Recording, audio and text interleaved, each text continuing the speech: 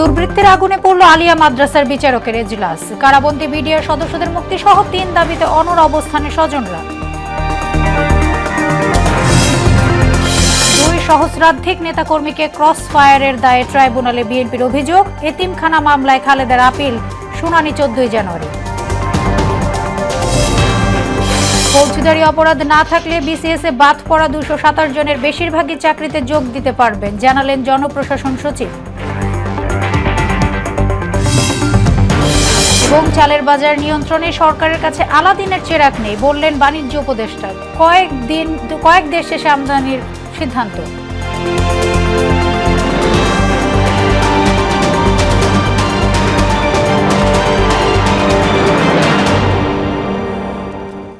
আসসালামু আলাইকুম, সবাইকে মোহনা সংবাদে স্বাগত। শুনছিলেন শিরোনাম, আর পুরোটা সংবাদ জুড়ে আছে আমি সোনিয়া ইসলাম। এবারে বিস্তারিত। আলিয়া মাদ্রাসা মাঠে পিলখানা হত্যা মামলার বিচার কাজ পরিচালনা সম্ভব নয় বলে জানিয়েছেন বিশেষ আদালতের চিফ প্রসিকিউটর। সকালে অগ্নিকাণ্ডের স্থান পরিদর্শন শেষে তিনি একথা জানান। এদিকে অবিলম্বে 7 দফা দাবি মেনে নিতে সরকারের প্রতি আহ্বান জানিয়েছেন পিলখানা হত্যা মামলায় অভিযুক্ত চাকরিচ্যুত বিডিআর সদস্যরা। কর্মসূচি অনুযায়ী 1 ঘন্টার জন্য শাহবাগ মোড় অবরোধ করেও আন্দোলনকারীরা। এমআর আসাদের প্রতিবেদন। আলিয়া মাদ্রাসা মাঠে পিলখানা হত্যা মামলার বিচার কাজ হবে। বুধবার সরকারের এমন ঘোষণার পর আগুন জ্বলতে দেখা যায় বিচারকের এজলাসে। এরপর বৃহস্পতিবার সকালে বকশীবাজার এলাকায় সড়ক অবরোধ করে আন্দোলনে নামে আলিয়া মাদ্রাসার শিক্ষার্থীরা। খবর পেয়ে সেনাবাহিনী ও পুলিশ এসে পরিস্থিতি স্বাভাবিক করে।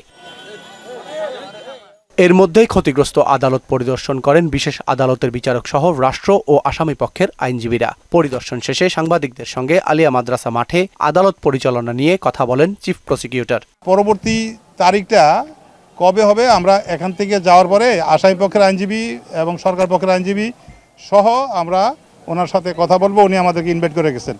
এদিকে পিলখানা ট্রাজেডিতে কারাবন্দী বিডিআর সদস্যদের মুক্তি ও চাকরিচ্যুতদের পুনর্বহালের দাবিতে কেন্দ্রীয় শহীদ মিনারে অবস্থান কর্মসূচি করেন স্বজনরা। আমাদেরকে জেলখানায় ঢুকিয়ে এখন পর্যন্ত আমাদের কোনো সুযোগ সুবিধা না দেওয়ার জন্য চেষ্টা করছে। ওরাই সেই লোক যারা এই ঘটনার সঙ্গে সরাসরি জড়িত। তারা নির্দোষ, তাদেরকে মুক্ত করে তাদের নিজ বাড়িতে ফেরত প্রত্যাবর্তন করা হোক, অথবা তাদেরকে চাকরিতে পুনর্বহাল করা হোক। সরকারের পক্ষ থেকে কোনো আশ্বাস না পেয়ে শাহবাগ ব্লকের কর্মসূচি দেন বৈষম্য বিরোধী ছাত্র আন্দোলনের সমন্বয়ক মাহিন সরকার। শহীদ মিনার থেকে পদযাত্রা শুরু হবে। দুপুর 1টার দিকে পুলিশি বাধা অতিক্রম করে শাহবাগ মোড়ে ঘণ্টাখানেক অবস্থান করেন তারা। আন্দোলনকারীদের পক্ষে মাহিন সরকার অভিযোগ করেন, প্রশাসনে লুকিয়ে থাকা আওয়ামী লীগের দোসরদের ষড়যন্ত্রে বিডিআর সদস্যদের মুক্তি প্রক্রিয়া দীর্ঘ হচ্ছে। যেখানে কোর্ট বসার কথা ছিল সেই ঢাকা আলিয়া মাদ্রাসা, সেখানকার লাইব্রেরি পুড়িয়ে দেওয়া হয়েছে। এখানে কোনো ষড়যন্ত্র আছে কিনা? কারণ আমরা জানতে পেরেছি বিডিআর পরিবারগুলো যেন ন্যায্য বিচার না পায়, তারা যেন ন্যায্য হিস্সা না পায়, সেজন্য অনেক লেসপেন্সার আওয়ামী লীগের দালাল সেটি চায় না। দ্রুত দাবি মেনে না নিলে কঠোর কর্মসূচির হুঁশিয়ারি দেন মাহিন। আমাদের লড়াই চলছে, আমাদের লড়াই চলবে। এমআর আসাদ, মোহনা সংবাদ, ঢাকা। জিয়া অরফানেজ ট্রাস্ট দুর্নীতি মামলায় 10 বছরের দণ্ড থেকে খালাস চেয়ে খালেদা জিয়ার আপিলের শুনানি শেষ হয়েছে। মামলার আরেক আসামি আপিল না করায় রায়ের দিন পিছিয়ে 14 জানুয়ারি ঠিক করেছেন আপিল বিভাগ। এদিকে 2008 থেকে 2024 সালের 5 আগস্ট পর্যন্ত 2276 নেতাকর্মীকে ক্রস ফায়ারে হত্যা ও গুমের অভিযোগে আন্তর্জাতিক অপরাধ ট্রাইব্যুনালে অভিযোগ দায়ের করেছে বিএনপি। বিস্তারিত আরও জানাচ্ছেন কাজী পাপুর রিপোর্টে। গেল 5 আগস্ট আওয়ামী লীগ সরকার পতনের পর জিয়া অরফানেজ ট্রাস্ট দুর্নীতি মামলায় রাষ্ট্রপতির কাছ থেকে ক্ষমা পেয়ে যান বেগম খালেদা জিয়া। তবে তিনি রাষ্ট্রপতির ক্ষমা ভিক্ষা চাননি বলে জানান আইনজীবীরা। দেশের সর্বোচ্চ আদালতের প্রতি মানুষের আসে আস্থা নিয়ে যে এখানে বিচার পাবে, কিন্তু সেখানে বিচারের নামে অবিচার হয়েছে। আমরা ধারণা করেছিলাম, আপনাদেরকে গতকালকে বলেছিলাম হয়তো আজকে একটি আদেশ আমরা পাবো। সলিমুল হক কাজী কামালের একটি অ্যাপিল পেন্ডিং থাকার কারণে আইনগত ত্রুটি হতে পারে, সেই কারণে আজকে কোনো আদেশ পাওয়া হয় নাই। তারপর রায়ের বিরুদ্ধে আপিল করেন খালেদা জিয়ার আইনজীবীরা। কারণ হিসেবে আইনজীবীরা জানান, আইনি লড়াই করেই মামলা মুক্ত হবেন বেগম জিয়া। তৃতীয় দিনের শুনানি শেষে ছলছল চোখে আইনজীবী কায়সার কামাল কথা বলেন সাংবাদিকদের সঙ্গে। ওনাকে কখনো বসতে পর্যন্ত দেওয়া হয়নি। সেই জিনিসগুলোই আমরা আদালতে তুলে, আমরা নিজেরাও আইনজীবী হিসেবে ভিকটিম ছিলাম, তখন আমাদেরকে যেতে দেওয়া হতো না। মামলাটা কোনো অবস্থাতেই চলে না, দায়ের করা যায় না। কারণ ওনাকে প্রথমত জোর করে আদালতে ওনার বিভিন্ন সাক্ষ্য নেওয়া হয়েছে এবং উনি যা বলতে চাননি সেটাও আদালত জোর করে আদায় করেছেন। তো সেই জিনিসগুলো অন রেকর্ডে আছে, আমরা সেটা পরে শুনিয়েছি। এদিকে সাবেক এমপি ইলিয়াস আলী সহ 2276 নেতাকর্মীকে ক্রসফায়ারে হত্যা ও গুমের অভিযোগে আন্তর্জাতিক অপরাধ ট্রাইব্যুনালে অভিযোগ দাখিল করেছেন বিএনপির তথ্য সেলের সমন্বয়ক সালাউদ্দিন খান। সুনির্দিষ্ট অভিযোগ প্রধানমন্ত্রী সহ সংশ্লিষ্ট যারা আইন শৃঙ্খলা জড়িত আছে তাদের সহ এবং আওয়ামী লীগের যারা সন্ত্রাসী তাদের কতজন। কাজী পাপ্পু, মোহনা সংবাদ, ঢাকা। দেশ রক্ষায় বিভক্তি নয়, রাজনৈতিক দলগুলোকে ঐক্যবদ্ধ থাকার আহ্বান জানিয়েছেন বিএনপির মহাসচিব মির্জা ফখরুল ইসলাম আলমগীর। তিনি আরও বলেন, নিরপেক্ষ নির্বাচনে সব সমস্যার সমাধান। এ সময় বক্তারা বলেন, খালেদা জিয়ার আপোষহীন নেতৃত্বের কারণে দেশে গণতন্ত্রের ধারা অব্যাহত থাকবে। আরও জানাচ্ছেন তানজিদ ভুইয়া।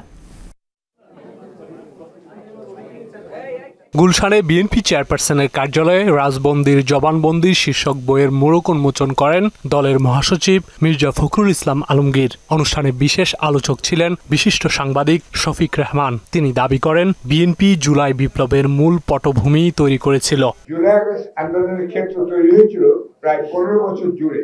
এই ক্ষেত্র প্রস্তুত করেছিল প্রধানত বিএনপির বহু নেতা কর্মী সেই 15 বছর জুড়ে নির্বাচিত হয়েছেন, মামলায় পড়েছেন এবং অন্যায় দমন পীড়নের শিকার হয়েছেন, জেল খেটেছেন, ফাঁসিতে ঝুলেছেন, আত্মগোপনে থাকতে বাধ্য হয়েছেন রাতের পর রাত। এ সময় বক্তারা বলেন, দেশ বিরোধী ষড়যন্ত্র থেমে নেই। ষড়যন্ত্রকারীদের রুখে দিতে বিএনপি নেতাকর্মীদের সজাগ থাকতে হবে।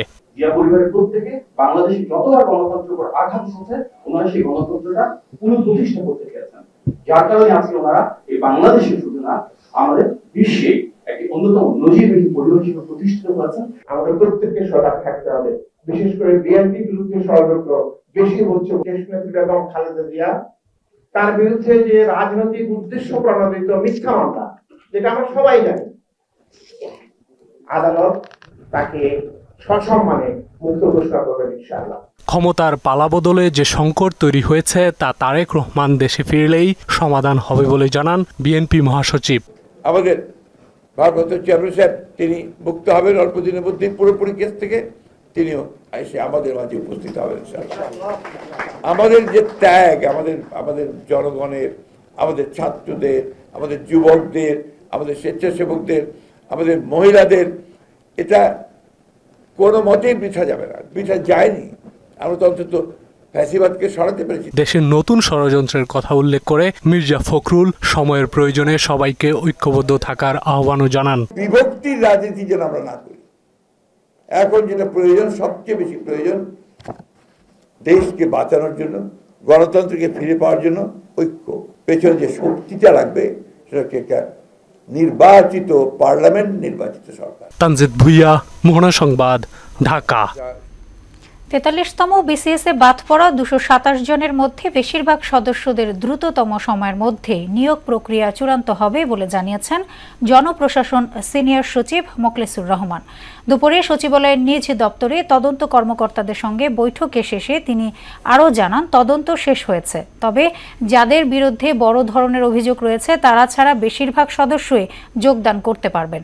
আগামী জুন মাসের মধ্যে মহার্ঘ ভাতা প্রদান করা হবে বলে জানিয়ে সচিব জানান, পেনশন গ্রহণকারীরাও এই ভাতার আওতায় থাকবে। এই মহার্ঘ ভাতার সাথে বাৎসরিক বেতন বৃদ্ধিও যোগ হবে। গত 15 অক্টোবর প্রজ্ঞাপনে বিভিন্ন ক্যাডার বাদ পড়েছিলেন 99 জন। সব মিলিয়ে 43তম বিসিএস থেকে বাদ পড়েন মোট 267 জন। 227 জনকে নিয়ে আমরা পুনর্বিবেচনা করার জন্য আমরা যেটাকে বলি ইনভেস্টিগেশন অথবা তদন্ত, এই কাজ করে আমাদের একটা পর্যায়ে আসলো। আমরা আশাবাদী এই যে 227 বললাম, এর মেজরিটি, মোর দ্যান মেজরিটি আপনারা এই যেভাবে বিজ্ঞাপন জারি হয়েছে যারা নর্মাল তাদের পক্ষেও জারি হবে। ঢাকা থেকে গাজীপুর পর্যন্ত রুটে গত 15 জানুয়ারি চালু হয়েছে 4 জোড়া কমিউটার ট্রেন সার্ভিস। ট্রেনগুলো প্রতিদিন ঢাকার কমলাপুর রেলওয়ে স্টেশন থেকে 4 বার ছেড়ে যায়, আবার জয়দেবপুর থেকেও 4 বার ঢাকায় আসে। রাজধানীর কমলাপুর স্টেশনে আছেন সহকর্মী ওবায়দুল হক মারুফ, যুক্ত হচ্ছি তার সাথে। মারুফ, নতুন ট্রেন চালু হওয়ার পর যাত্রীদের আসলে কি কি সুবিধা দেখছেন আপনি, আর তারাই বা কি বলছেন জানাবেন।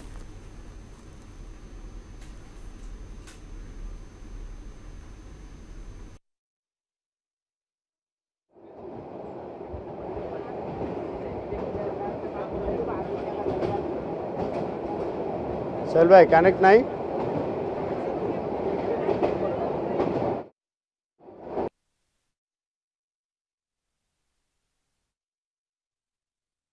এই মুহূর্তে আমরা রয়েছি তুরাগ কমিউটার ট্রেনে, যেটি ঢাকার কমলাপুর রেল স্টেশন থেকে 5টা 20 মিনিটে ছেড়ে এসেছে, বিকাল 5টা 20 মিনিটে। সেই ঢাকা, আপনারা জানেন যে ঢাকা জয়দেবপুরগামী যেই যাত্রীরা রয়েছেন, সরকারি বেসরকারি বা বিভিন্ন পেশাজীবী যারা ঢাকা জয়দেবপুর থেকে বা গাজীপুর থেকে ঢাকায় আসেন তাদের কাজকর্ম করার জন্য বা অফিস আদালত করার জন্য, তাদের যাত্রীদের সুবিধার কথা চিন্তা করেই মূলত এখানে যেই 2 জোড়া commuter train, Turag commuter train এবং জয়দেবপুর কমিউটার ট্রেন সার্ভিসটি চালু করা হয়েছে। ইতিমধ্যেই তাতে আমরা দেখতে পাচ্ছি যে উপচে পড়া ভিড় রয়েছে। গত 15 ডিসেম্বর এই বিশেষ কমিউটার ট্রেন চালু করেছে রেলওয়ে কর্তৃপক্ষ। ইতিমধ্যে সেই ট্রেনের যাত্রীদের সঙ্গে আমরা কথা বলেছি, সেখানে যাত্রীদের মধ্যে একটা উচ্ছ্বাস রয়েছে, তারা বেশ সন্তুষ্ট রয়েছেন এই সেবাটি পেয়ে। তবে তাদের মধ্যে একটি অভিযোগও রয়েছে পাশাপাশি, যে এই সার্ভিসটি চালুর মাধ্যমে তাদের যেমন উপকার হয়েছে, সেই দিকটাকেই যাতে ফোকাসে রাখা হয় এবং যাতে নিয়মিত সময় মতো সবাই অফিস করতে পারে, সেইভাবে যাত্রী সেবা নিশ্চিত করবে রেলওয়ে কর্তৃপক্ষ, এমনটাই দাবি করেছে যাত্রী সাধারণ। তারা বলছে কখনো কখনো 7টা 20-এর ট্রেন 7:30 বা তারও বেশি সময় স্টেশনে থাকে, যার কারণে তাদের অফিস ডিলে হয়।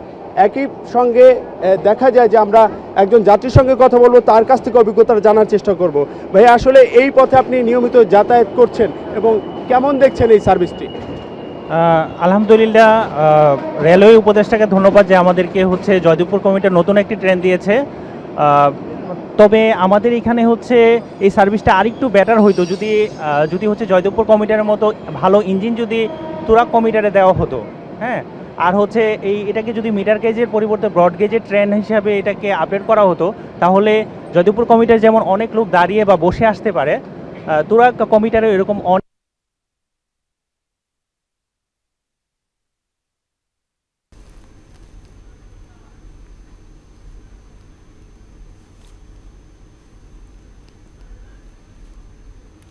মারুফ, আপনাকে ধন্যবাদ। চালের দাম বেড়ে যাওয়ায় মানুষের একটু কষ্ট হচ্ছে স্বীকার করে বাণিজ্য উপদেষ্টা শেখ বশির উদ্দিন বলেছেন, সরকারের কাছে কোনো আলাদিনের চিরাগ নেই যে মানুষের কষ্ট রাতারাতি দূর হয়ে যাবে। ভারত, পাকিস্তান এবং বার্মা থেকে কয়েক মেট্রিক টন চাল আমদানি করা হচ্ছে এবং চালের মজুদে কোনো ঘাটতি নেই, ফলে কিছু দিনের মধ্যেই চালের দাম কমে আসবে বলেও জানান বাণিজ্য উপদেষ্টা।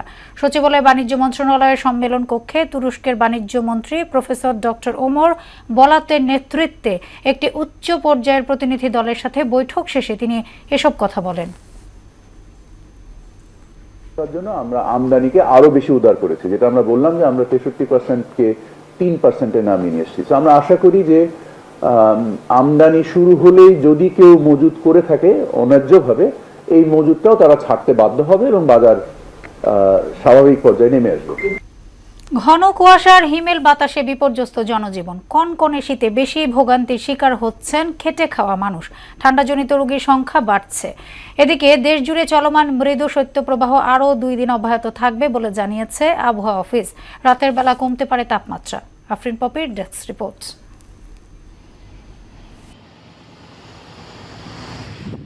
মৃদু শৈত্যপ্রবাহে হিমেল বাতাসের কারণে একরকম বিপর্যস্ত হয়ে পড়েছে পঞ্চগড়ের জনজীবন। তবে দিনের চেয়ে রাতের বেলায় তাপমাত্রা কমে যাওয়ায় শীত অনুভব হচ্ছে বেশি। সবচেয়ে বেশি দুর্ভোগের শিকার হচ্ছেন খেটে খাওয়া সাধারণ মানুষ। পঞ্চগড়ে খুব শীতের তাপমাত্রা খুব বেশি দেখা যাচ্ছে। দেশের উত্তর পশ্চিমাঞ্চলীয় সীমান্তবর্তী জেলা রাজশাহীতেও বেড়েছে শীতের তীব্রতা। হিমেল হাওয়ায় গত 2 দিন ধরেই ধীরে ধীরে বাড়ছে শীত। শীতে কাবু ছিন্নমূল ও খেটে খাওয়া মানুষ। রাতে তো আপনার ভাড়া কম হয়েছে এবং লোকই পাওয়া যাচ্ছে না, এমন অবস্থার হাত পা সৃষ্টি ধরে যাচ্ছে। কাজ কাম করা যাচ্ছে কিন্তু অল্প। মেহেরপুরেও একই চিত্র। তীব্র শীতের পাশাপাশি বইছে হিম বাতাস। শীতবস্ত্র না পেয়ে আগুন জ্বালিয়ে শীত নিবারণের চেষ্টা করছেন অনেকেই। ময়মনসিংহেও জেকে বসেছে শীত। ঘন কুয়াশায় বেড়ে গেছে নাগরিক ভোগান্তি। ঠান্ডাজনিত রোগে আক্রান্ত হচ্ছে শিশু থেকে বৃদ্ধরাও। এদিকে মৃদু শৈত্যপ্রবাহ আরও 2 দিন অব্যাহত থাকতে পারে। জানুয়ারির মাঝামাঝি সময়ে আরও একটি শৈত্যপ্রবাহের সম্ভাবনা দেখছেন আবহাওয়া অফিস। আগামী 24 ঘন্টার মধ্যে দেশের পশ্চিমাঞ্চলের এবং উত্তরাঞ্চলের তাপমাত্রা 1 থেকে 2 ডিগ্রি সেলসিয়াস কমে গিয়ে শীতের অনুভূতিকে বৃদ্ধি করতে পারে। যেহেতু মধ্যরাত থেকে সকাল পর্যন্ত কুয়াশা পড়ে, আজকের কুয়াশার ডেনসিটি এবং পুরুত্ব অনেকটাই কম থাকার কারণে সূর্যের আলোর প্রাপ্যতা বেশি পাওয়া যায়। সেই কারণে আগামী 24 ঘন্টার মধ্যে দিনের তাপমাত্রা 2 থেকে 3 ডিগ্রি সেলসিয়াস বৃদ্ধি পাবে, কিন্তু রাতের তাপমাত্রা ক্লিয়ার স্কাই মেঘমুক্ত আকাশ হওয়ার কারণে রাতের তাপমাত্রা 1 থেকে 2 ডিগ্রি কমে যাবে। আফরিন পপি, মোহনা সংবাদ। চট্টগ্রাম আদালতের সরকারি কৌশলী কক্ষের সামনের বারান্দা থেকে গায়েব হওয়া মামলার নথির বস্তা ভাঙাড়ির দোকান থেকে উদ্ধার করা হয়েছে। এই ঘটনায় চা বিক্রেতাকে আটক করেছে পুলিশ। কোতোয়ালি থানার ভারপ্রাপ্ত কর্মকর্তা আব্দুল করিম জানান, ভোর রাতে 9 বস্তা নথি উদ্ধার করা হয়। গত 5 জানুয়ারি চট্টগ্রাম আদালত ভবনের 3য় তলার বারান্দা থেকে নথিগুলো চুরি হয়। এই ঘটনায় বন্দর নগরী সহ সারা দেশে চাঞ্চল্যের সৃষ্টি হয়। রাসেল নামে একজনকে আমরা গ্রেপ্তার করি। সে এই হারানো সিডিগুলি কোর্ট বিলিং হতে কৌশলে নিয়ে একটা ভাঙ্গারির দোকানে বিক্রি করেছে মর্মে আমাদেরকে তথ্য দিলে সেই তথ্যের ভিত্তিতে তাকে নিয়ে আমরা অভিযান পরিচালনা করি। জনক মফিজের ভাঙ্গারির দোকান হইতে আমরা হারিয়ে যাওয়া 9 বস্তা কেজ ডকেট উদ্ধার করতে সক্ষম হই। এই ব্যাপারে পরবর্তী তদন্ত কার্যক্রম অব্যাহত আছে এবং আইনানুগ ব্যবস্থা গ্রহণ করা হবে। এবার দেশের বাইরের খবর। যুক্তরাষ্ট্রের ক্যালিফোর্নিয়ার লস অ্যাঞ্জেলেসে দ্রুত ছড়িয়ে পড়ছে দাবানল। এতে পুড়ে গেছে কয়েকশো ঘরবাড়ি সহ বিস্তীর্ণ এলাকা।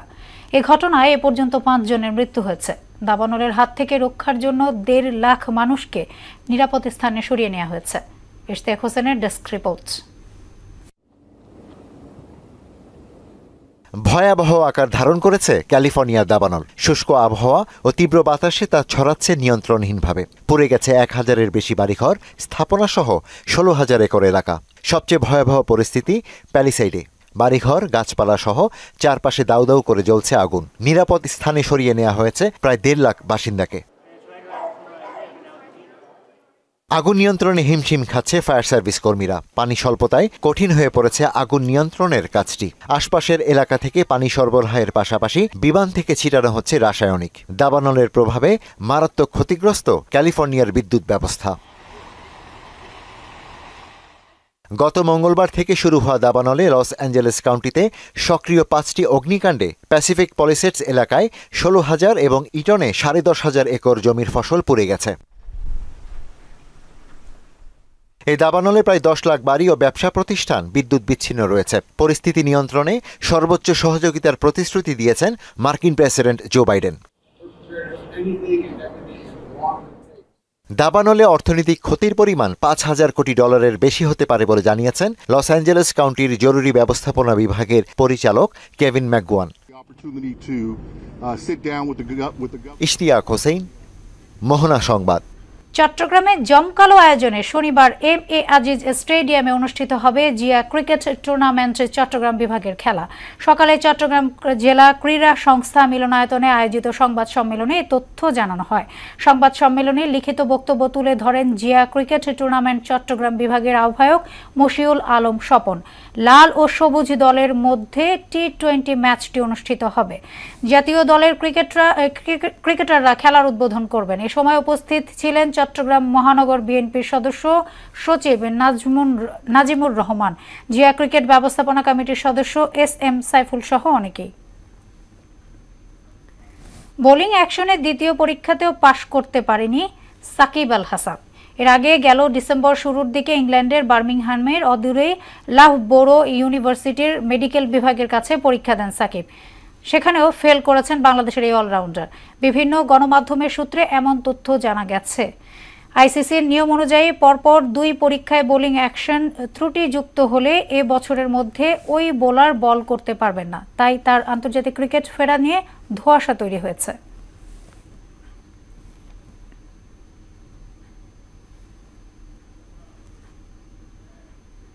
শেষ করব মোহনা সংবাদ, যাবার আগে শিরোনামগুলো আরো একবার।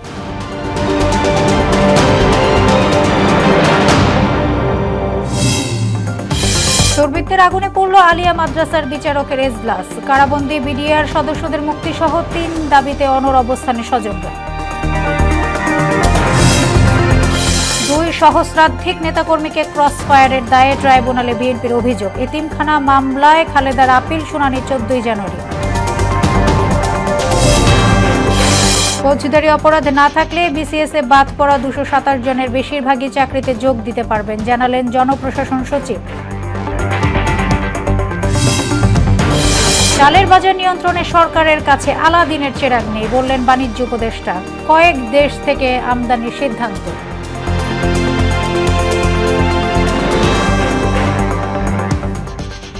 এ ছিল মোহনা সংবাদে। পরবর্তী সংবাদ রাত 9টায়। এর আগে সন্ধ্যা 7টায় দেখবেন সংবাদ এক নজর।